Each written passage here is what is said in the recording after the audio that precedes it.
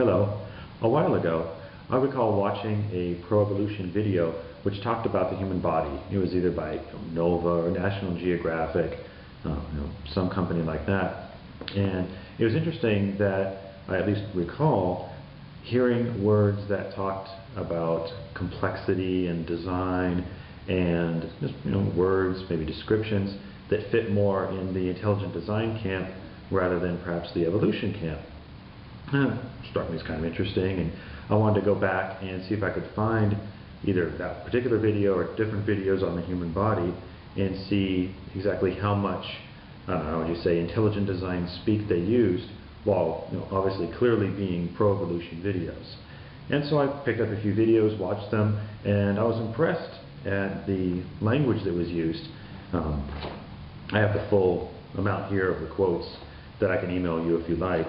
Otherwise, I would like to go through and just read off some of the highlights. And as I'm reading these, you can think to yourself, if this describes a process of evolution, which is more or less random chance, natural selection, just things happening basically on their own, certainly without the hand of a creator or a God behind them, or if these describe something that is, if you will, so complex that it begs for an answer beyond evolution, something else, such as a creator, such as God. The first video, just going through these alphabetically, is called Adventures in Science, The Universe Within, from Nova, WGBH in 1995.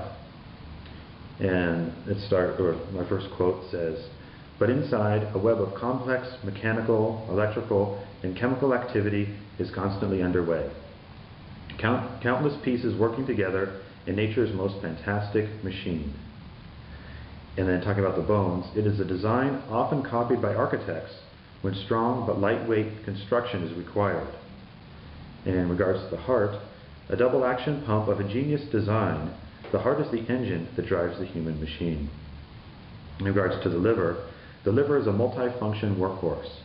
It is a storage battery, recycling center, health club, and detox unit all rolled into one, making the liver, and a little bit later, making the liver one of the most complex and well-run factories on Earth."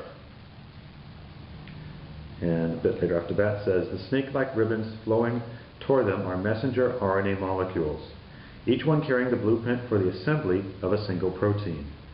In a fantastic display of assembly line engineering, building blocks called amino acids are hooked together in a precise order to form long protein chains. There's nothing in the body and nothing we can do to replace it," referring to the liver. "These Japanese engineers," being shown in the video, "tried to design a chemical plant that would work like the liver, but as they discovered, the chemical engineering carried out in the liver is more advanced than anything modern medical technology can offer. An enormous factory would be needed just for the energy distribution system, and handling the toxins was just overwhelming." Also, an interesting fact they mentioned in the video is that stomach hydrochloric acid can melt metal. It obviously, we're fine with it in our bodies. The next video is called The Incredible Human Machine from National Geographic. There's a version made in 1975 and another in 1986. It says, "But right now, your body's performing amazing feats of engineering, chemistry, and physics that no machine designed by man can duplicate. The enormous range of human sounds is the product of an exquisitely complex system. To utilize raw materials to build tissue and supply energy, the human body employs a complex chemical conversion process. Despite frequent abuse, our digestive system routinely performs extraordinary feats of chemistry. Healthy joints are lined with a glassy, smooth cartilage and lubricated by a thick fluid said to be so effective that nothing technology has produced can match it. So skillfully designed is the structure of our bones and joints that we can absorb great stress. The unique engineering design of the human body reaches its apex in the hand. 25 joints give it 58 distinctly different motions and make it the most versatile instrument on Earth. A blueprint for a creature of 60 trillion cells in a package no bigger than the point of a pin. We barely began to understand the potential of the human brain, control the center of the incredible machine and the most complex of all living organisms.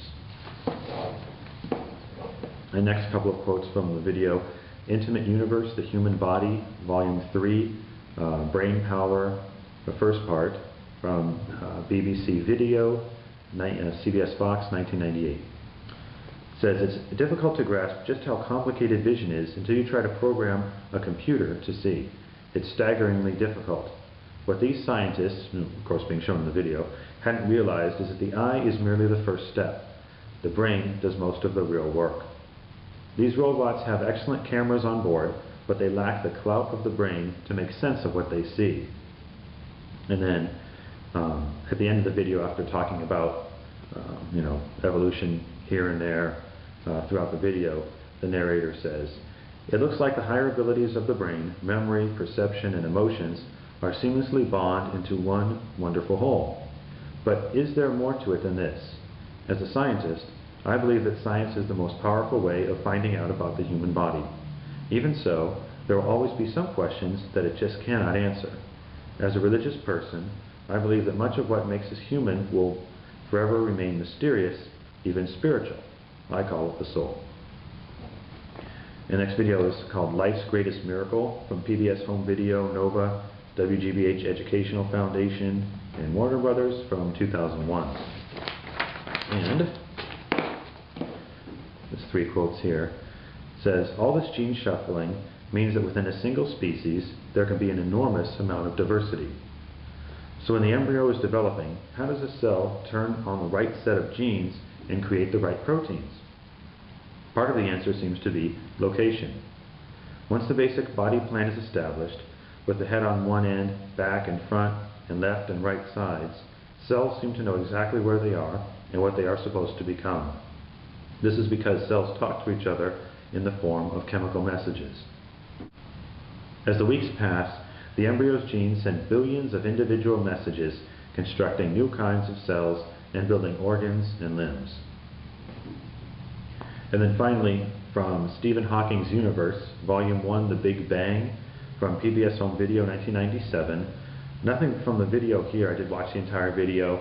It's all one video talking about how the Big Bang is how the universe was started.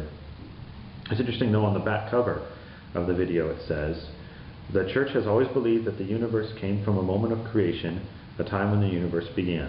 Meanwhile, scientists developed 2 theories, the Big Bang and the steady state theories. In this century, of course last century, science has come to understand how the universe became from a tiny point 15 billion years ago. No matter how incredible it sounds, it seems the Church's idea of a moment of creation were right from the beginning." Thank you.